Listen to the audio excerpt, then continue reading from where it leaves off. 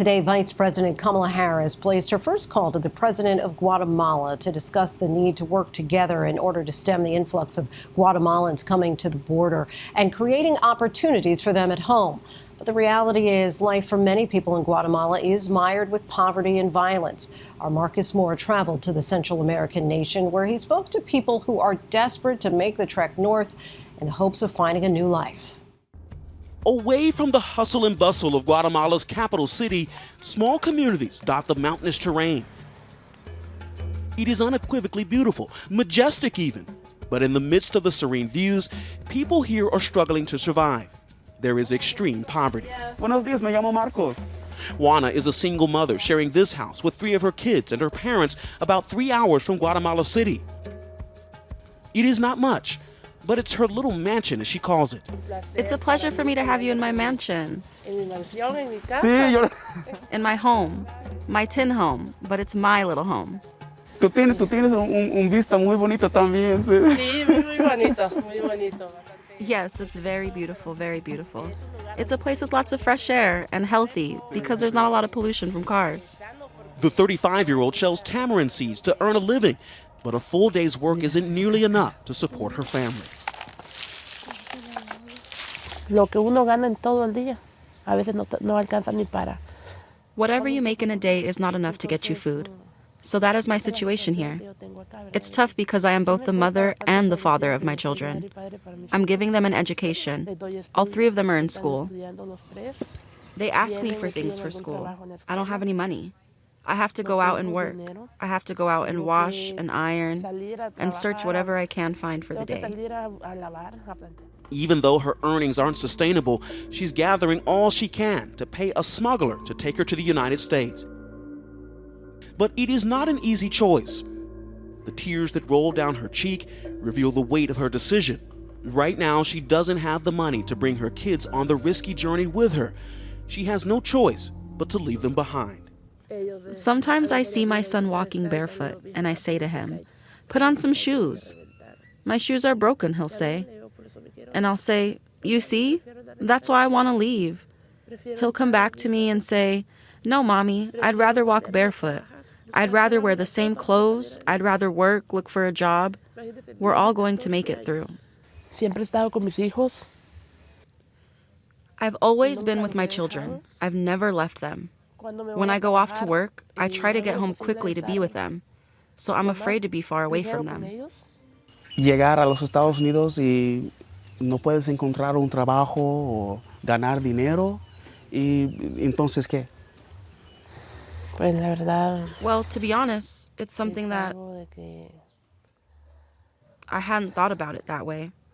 I hadn't thought about it that way because, as I mentioned, being here, the only thing that you think about is getting there. Juana is determined to join the nearly 1 million Guatemalans already living in the United States. Her kids, for now, will be without her, so she can provide a better life for them. Guatemala is the 5th poorest country in Latin America and the Caribbean. About 60% of Guatemalans live in poverty. Most of them are indigenous. It also has the 6th highest rate of chronic malnutrition in the world. Almost half of children under the age of 5 here are malnourished. And while Guatemala remains one of the most dangerous countries in the world, according to the State Department, it is poverty and lack of jobs that drive most of the people who seek to migrate to the United States. The journey starts with people like this man, a coyote named Freddie. Since 2012, he says he's helped more than 4,000 people cross into the U.S. And with an air of confidence, he says he's not worried about getting caught. No me preocupan las autoridades. I'm not worried about the authorities, neither American nor Mexican, not even the authorities here who may want to detain me. One way or another, we are going to leave. We are going to transfer people over.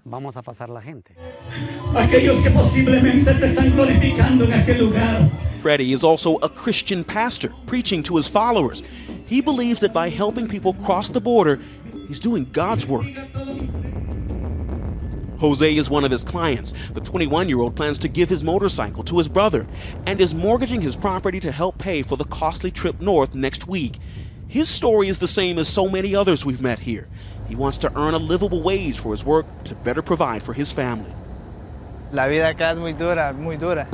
Well, life here is very tough. Very tough because there are no jobs. They're very scarce.